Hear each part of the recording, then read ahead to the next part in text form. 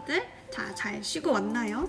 자, 이제 온라인 수업으로 진행하는 미술사 마지막 시간입니다. 이 시간만 들으면은 미술사 수업은 이제 안 할 거예요. 친구들 많이 힘들었죠. 계속 생소한 미술사 얘기 듣느라 힘들었을 것 같은데 우리 이제 개학하면은 실기 수업 위주로 진행을 할 거예요. 일단 선생님이 지금 계획하고 있는 것은 미술사 수업을 많이 들었으니까 그와 관련돼서 좀 패러디하는 수업을 한번 해보려고 해요. 그래도 뭐 다 실기 활동으로 진행될 예정이니까 친구들 좀 오늘까지만 버티고 우리 다음 주부터는 직접 대면해서 수업을 들어봅시다. 자, 그러면 우리 지난 시간에 인상주의까지 배웠죠. 우리 모네와 마네까지 배웠죠. 모네와 마네 세트로 가는 사람들이라고 했죠. 그리고 그 이후에 신인상주의가 등장하고 후기 인상주의가 등장하면서 후기 인상주의의 대표적인 화가 3명, 방고흐, 고갱, 세잔 이렇게 3명이 있다고 해서 우리 이 3명의 사람들은 그나마 다른 화가들 중에서는 좀 친숙한 화일 거죠. 친구들 고흐 그림은 다들 기억나죠? 고흐 그림 어떤 거 많이 그렸죠? 자화상 많이 그렸었고 해바라기도 많이 그리고 또 밤하늘 막 별 반짝반짝거리는 거 그림을 그렸고 노란 카페 그림 기억나죠? 노란 카페 그림도 그렸고 우리 이렇게 방고의 그림은 잘 알고 있는데 그의 생애에 대해서는 조금 알고 있나요? 우리 방고 여기에 우리나라에서 아마 가장 인기가 많은 화가일 거예요. 근데 선생님도 방고 그림 굉장히 좋아해요. 아마 그의 그림이 예쁘고 잘 그린 탓도 있겠지만 그의 담긴 스토리, 그의 일생 때문에 더 인기가 많은 것 같아요. 방고는 지금 이렇게까지 인기가 많고 아주 비싼 금액에 팔리는 화가지만 그가 살아있을 때는 굉장히 고독한 화가였다고 합니다. 지금은 뭐 세계 유명한 박물관에 그림이 많이 들려있지만은 방고가 살아있을 때의 그림은 딱 한 점밖에 못 팔았다고 합니다. 이 그림을 한번 볼까요? 이 그림이 방고가 살아있을 때 팔았던 단 하나의 그림입니다. 자, 이 그림을 보면은 이게 아르레 붉은 포도밭이라는 그림이에요. 당시에 팔렸을 때 40프랑이라는 가격에 팔렸습니다. 이게 한화로 따져보면은 110만 원이에요. 지금 친구들이 생각하기에 그림 하나에 110만 원이면은 그래도 좋은 값에 팔렸네 라고 생각을 할 수도 있어요. 하지만 지금 방고의 그림이 얼마에 팔리는지를 찾아보면 이 그림 가격이 얼마나 터무니없는 가격인가, 얼마나 낮은 가격에 팔렸는가 알 수가 있어요. 그 그림을 한번 봐보도록 할게요. 자, 이 그림을 봐볼까요? 방고 그림 중에서 가격이 가장 높은 3가지를 찾아왔어요. 자, 이 그림이 베스트 3예요. 이건 얼마에 팔렸을까요? 친구들 한번 유추해보세요. 얼마에 팔렸을까? 이거는 1110억에 낙찰이 됐어요. 어마무시하죠. 아까 그 그림은 겨우 110만 원에 팔렸는데 이 그림은 지금 1110억에 팔리고 있어요. 이거 얼마인지 가늠이 되나요? 선생님도 이 금액은 가늠이 안 돼요. 다음 그림도 봐볼게요. 이 그림은 선생님이 가장 좋아하는 그림이에요. 오체브 조셉 룰란의 초상을 하는 그림이고 1200억에 낙찰이 됐어요. 1200억.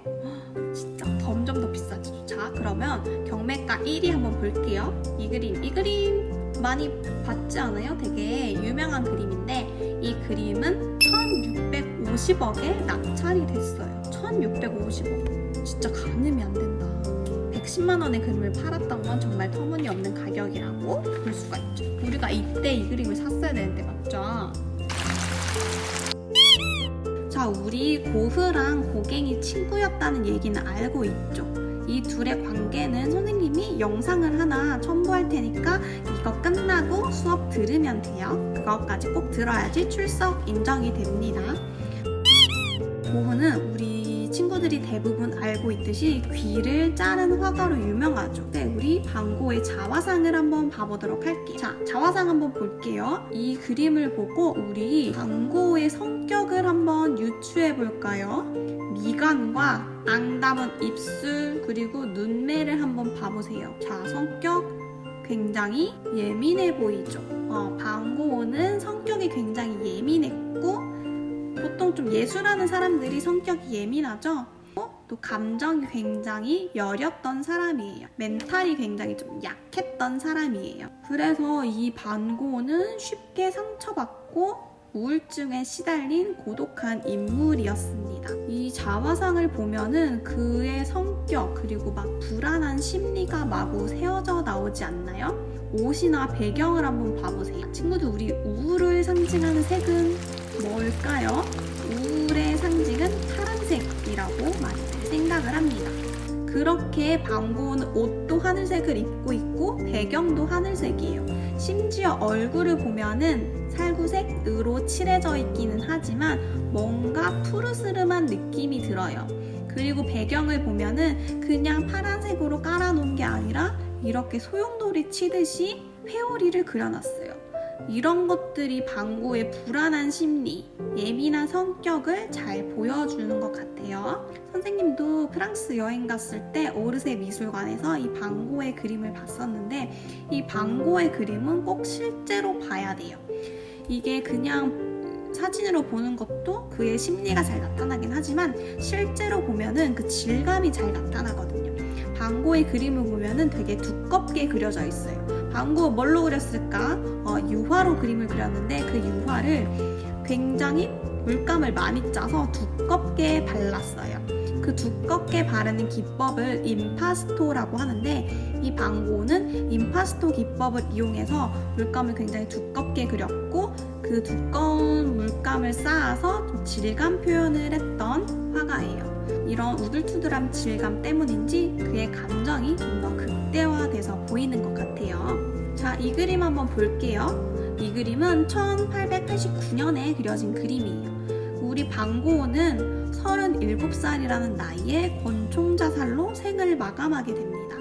그 해가 1890년이었는데요. 1889년은 그러면 방고가 죽기 바로 1년 전에 그려진 그림이에요. 이 그림의 제목은 영원의 문턱에서라는 제목을 가지고 있어요. 자, 뭐가 그려져 있나요? 깡마른 노인이 앉아 있는데 그 노인은 이렇게 양쪽 눈을 가리고 고개를 숙이고 있어요. 마치 울고 있는 장면 같지 않나요? 두 눈을 가리고 울고 있는 앙상한 노인의 모습. 제목도 영원의 문턱에서라는 제목을 갖고 있어요. 바로 죽음을 직감한 노인의 슬픔을 표현한 것이 아닐까 싶은데요. 이 그림을 그리고 난 뒤 1년 뒤에 방고는 자살을 하게 됩니다. 자, 이 그림도 한번 봐볼게요. 이 그림은 1890년도 방고가 자살하던 해에 그려진 그림입니다. 방고는 평생을 우울증을 앓다가 죽기 직전에 정신병원에 입원하게 되는데요. 이 그림은 그 정신병동 창문 사이에 그 틈 사이로 보이는 나무에서 피어난 꽃을 보고 그린 그림입니다. 추운 겨울이 지나고 이제 눈이 녹고 새싹이 돋아나고 꽃이 피어오는 시기에 방고는 어떤 희망을 보았을까요? 이 그림이 우리가 일반적으로 방고의 유작이라고 알려져 있는 그림인데요. 1890년도에 그려진 까마귀가 나는 밀밭입니다. 방고는 바로 이 밀밭에서 권총 자살을 했다고 알려져 있습니다. 그래서 이런 스토리 때문에 이 그림이 유작이라고 알고 있는 사람들이 많은데 사실상 유작은 아니라고 해요. 자, 이 그림을 보면은 죽음의 전조가 짙게 깔려 있지 않나요? 밀밭은 노랗게 퍼져 있고 하지만 그 밀밭은 굉장히 불안한 필치로 그려져 있습니다. 하늘을 올려다보면은 우울을 상징하는 파란색과 죽음을 상징하는 검정색으로 뒤덮여 있어요. 죽음을 상징하는 까마귀 떼가 한가운데 놓여 있습니다. 이 그림을 그렸을 때 방고는 어떤 심정이었을까요? 죽음을 직감한 자신의 외로움, 우울함을 담아낸 그림이 아니었을까요? 자, 그러면 우리 진짜 유작을 한번 보도록 할게요. 이 그림 1890년도에 그려진 비온니 오베르의 풍경이라는 그림이 실제 방고가 죽기 직전에 그렸던 그림입니다. 혹시라도 친구들 중에서 좀 우울한 마음이 들거나 하면은 꼭 담임 선생님들께 알리거나 아니면 저에게라도 좀 알려주세요. 그런 감정은 혼자 해결하는 게 아니라 같이 해결하는 거예요. 그래서 꼭 주위 어른들, 학교 선생님들께 알려주세요. 세잔을 한번 더 볼 건데 우리 인상주의 아버지는 마네라고 했죠. 우리 그러면 현대미술의 아버지가 등장을 합니다. 이 현대미술의 아버지는 바로 세잔이에요. 세잔의 그림 한 번쯤 다 봤을 텐데 혹시 친구들 초등학교 때 미술학원 다닌 적 있나요? 미술학원 다니면은 아직도 그런지 모르겠는데 선생님 때 미술학원 가면 사과를 그렇게 많이 그렸어요. 그 미술학원에 가면 그렇게 사과를 많이 그리게 된 이유가 바로 이 세잔 때문이었어요. 세잔은 프랑스 지폐에도 그려진 인물이에요. 이 사람도 사과를 많이 그렸었는데 사과를 그리기 전에도 인물 그림을 그리기도 했었대요. 근데 이 사람은 그림을 그리는데 굉장히 시간 소요가 많이 되고 정확히 묘사하기 위해서 관찰을 굉장히 많이 했대요. 그리고 하나 완성할 때까지 시간이 굉장히 소요가 많이 됐었다고 하는데 그래서 막 친한 친구들을 불러놓고 그림을 그렸었는데 어떤 친한 친구는 150번이나 불려나가서 그림을 그렸대요. 그래서 모델들이 150번이나 불려나가서 그리고 그림 모델하면은 이렇게 계속 정자로 몇 시간 동안 앉아 있어야 돼서 굉장히 힘들어요. 허리도 엄청 아프고 한번 모델 서면 굉장히 몸살이 날 정도로 힘들다고 해요. 그래서 이 세잔의 모델이 되는 사람들이 너무 힘들어서 모델을 잘 안 서려고 했대요. 그런 점도 있고 해서 세잔은 사람들처럼 그렇게 힘들어하지 않고 잘 썩지도 않고 시간이 지난다고 잘 변하지도 않는 사과를 놓고 그림을 그리게 됩니다. 그래서 세잔은 그 이후부터 계속 사과만 반복해서 그려요. 이 사람은 사과를 100번을 그리고 또 그렸고 100번을 고치고 또 고쳤고 또 1000번을 보고 또 보았다 라는 말이 있다고 해요. 그 정도로 사과를 계속 반복해서 그렸어요. 순간의 사과를 그리고 싶었던 게 아니라 가장 완벽한 사과를 그리고 싶었다고 합니다. 그래서 이 사람은 사과를 있는 그대로 그렸던 것이 아니라 그 사과의 구조를 파악해서 가장 완벽한 사과를 그리고자 했던 사람입니다.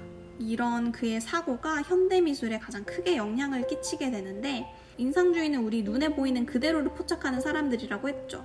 하지만 세잔 이후부터는 눈에 보이는 그대로를 그리는 게 아니라 그 사이에 눈에 보이지 않는 구조, 숨겨진 완벽함을 찾기 위해서 화가들이 고군분투를 하기 시작해서 우리 피카소 다들 알죠? 피카소가 이 세잔의 영향을 받아서 눈에 보이지 않는 구조를 파악하면서 인물들을 해체시키기 시작해요. 자, 그러면 이제 19세기를 지나서 20세기가 왔습니다. 자, 20세기에는 미술혁명이 두 가지가 나타나게 됩니다. 자, 이 그림 두 가지 한번 봐볼게요. 이 두 개의 그림에서 각각 혁명이 나타났는데 어떤 혁명이 나타났을까요? 그림을 한번 자세히 보세요. 피카소가 그린 그림은 체 파괴를 했어요. 이 피카소는 야수파의 가장 대표적인 화가고 색채를 파괴한 사람입니다. 그 옆에 피카소가 그린 그림은 피카소는 입체파의 가장 대표적인 인물이고 피카소는 형태를 파괴했습니다. 그래서 이 20세기 미술에서는 야수파와 입체파를 시작으로 굉장히 다양해지기 시작해요. 우리 미술사 수업 진행하기 전에 엄청 다양한 미술사 봤었죠. 이 바로 피카소와 마티스 이후로부터 그렇게 그림들이 점점 다양해지기 시작합니다. 그래서 뭐 종이를 찢는 것도 붓 대신에 머리카락을 사용하는 것도 아니면 통조림통에 똥을 넣어서 판매하는 것도 바로 미술이 될 수 있게 되었어요. 자, 우리 야수파 마티스부터 한번 봅시다. 선생님이 지난 시간에 야수파라는 명칭은 야만스럽다, 짐승 같다라는 조롱의 의미에서 야수파라고 지어졌다라고 했죠. 자, 그림을 한번 봐볼게요. 선생님은 이 마티스 굉장히 좋아하는데 마티스의 그림을 보면은 되게 거칠고 뭔가 정리되지 않고 고급스럽다라는 느낌은 안 들죠. 굉장히 조악한 느낌이 드는데 우리 야수파가 색채를 파괴했다라고 했죠. 우리 고유색은 우리가 일반적으로 인식하고 있는 색. 살은 살구색이고 입술은 빨간색이고 하늘은 파란색이다라고 일반적으로 우리가 알고 있는 색을 고유색이라고 하고 이 마티스는 고유색과 인상색 두 가지를 다 쓰지 않고 주관색을 사용하게 됩니다. 주관색을 사용하게 되는데 그 주관색은 그냥 내 감정에 따라서 내가 그리고 싶은 대로 색을 색칠하는 색이에요. 그래서 이 얼굴을 보면 우리 일반적으로 알고 있는 살구색을 사용하는 게 아니라 뺨은 핑크색으로 칠해져 있고 그 밑에는 하늘색, 코도 하늘색, 청록색, 노란색을 사용됐고 이마를 보면 또 초록색이 사용되어 있어요. 나이트 가서 빛을 받지 않는 이상 사람 얼굴은 이런 색이 나올 수가 없죠. 근데 마티스는 그런 거에 연연하지 않고 그냥 내가 색칠하고 싶은 그대로를 표현을 했어요. 자, 다른 그림 봐볼게요. 이 그림 보면은 한 면은 살구색을 칠했지만은 빨간색으로 표현도 하고 가운데를 보면은 노란색, 청록색으로 피부 표현을 했어요.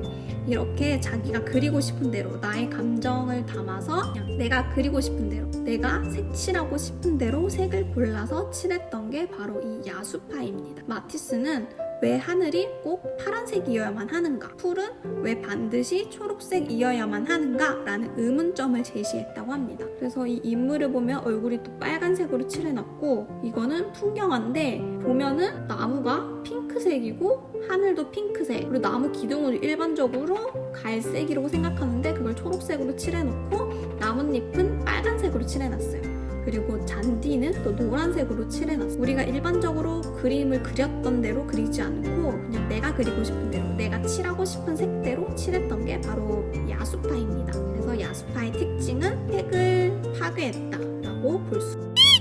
그러면 우리 형태를 파괴한 입체파를 한번 봐볼게요. 이게 피카소의 초기작이에요. 피카소의 초기작 보면은 우리 입체파가 영어로 바꾸면은 큐비즘이에요. 큐비즘, 큐브, 정사각형이라는 뜻을 갖고 있다고 했. 그래서 이게 그림이 그냥 전부 다 상자로만 만들어졌네 라는 의미에서 큐비즘이라고 붙여졌는데 이 그림을 보면은 왜 큐비즘이라고 붙여졌는지 알 수 있게 그림을 보면 전부 다 정사각형 아니면 삼각형 같은 직선, 막 도형으로 그림이 그려져 있어요. 우리 피카소 누구한테 영향을 받았다고 했죠? 피카소는 세잔의 영향을 받았다라고 했죠. 그래서 그 세잔은 사과 하나를 그릴 때 그냥 눈에 보이는 그대로를 그렸던 게 아니라 그 사과의 구조를 파악하기 위해서 계속 반복해서 그렸다고 했죠. 그래서 피카소도 인물을 그릴 때 눈에 보이는 그대로를 그리는 게 아니라 그 인물의 구조를 파악하기 위해서 이렇게 기본적인 도형으로 쪼개서 그렸던 거예요. 이런 것들이 점차 발전해서 우리가 잘 아는 아비뇽의 처녀들 그리고 여인들의 그림을 그리기 시작합니다. 근데 이 그림을 보면은 좀 특이하긴 한데 잘 그렸다라는 생각은 안 들죠. 근데 피카소가 진짜 이렇게밖에 그림을 못 그렸을까요? 피카소는 진짜 사실적으로 그림을 그리지 못했을까요? 아니에요. 피카소는 어렸을 때부터 그림에 굉장히 천재였다고 합니다. 그래서 어렸을 때부터 유명했다고 하는데 그 피카소의 어렸을 때 그림 한번 보도록 할게요. 이게 남아있는 것도 되게 신기하죠. 이거는 피카소가 8살 때 그린 그림이래. 8살. 한국 나이로 환산했을 때예요. 초등학교 1학년 때 이 정도로 그림을 그렸대요. 자, 그러면 이거 12살 때 그렸대요. 12살. 12살이면 초등학교 5학년. 선생님보다 잘 그리는 것 같아요. 오, 엄청 잘 그리네. 그리고 이거는 16살. 지금 친구들이랑 동갑일 때 그렸어요. 벌써 그림을 성인 화가들 못지않게 완전 완벽하게 그렸죠. 그래서 피카소는 원래 천재라고 굉장히 유명했대요. 그래서 이미 16살 때 이렇게 완벽하게 그림을 표현할 수 있었기 때문에 피카소의 성격에는 계속 이렇게 사실주의 형태로 그리는 게 굉장히 지루했어요. 그래서 세잔의 영향을 받아서 피카소도 인물을 표현할 때 그 구조를 파악하고 싶었어요. 그래서 그 인물을 가장 완벽하게 표현하기 위해서는 정면도 그려야 되는데 사람은 정면과 측면이 좀 다르죠.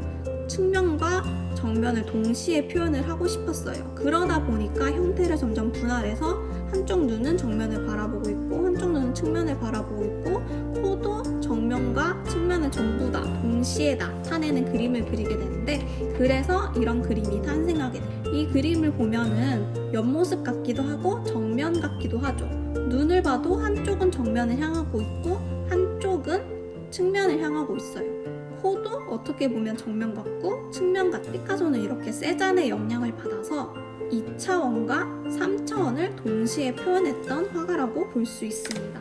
자, 그러면 미술사 수업은 이제 여기까지 하도록 할게요. 다음 시간에는 미술사와 관련돼서 실기 수업을 진행할 예정이에요. 그러면 친구들, 자, 학교에서 보도록 할게요.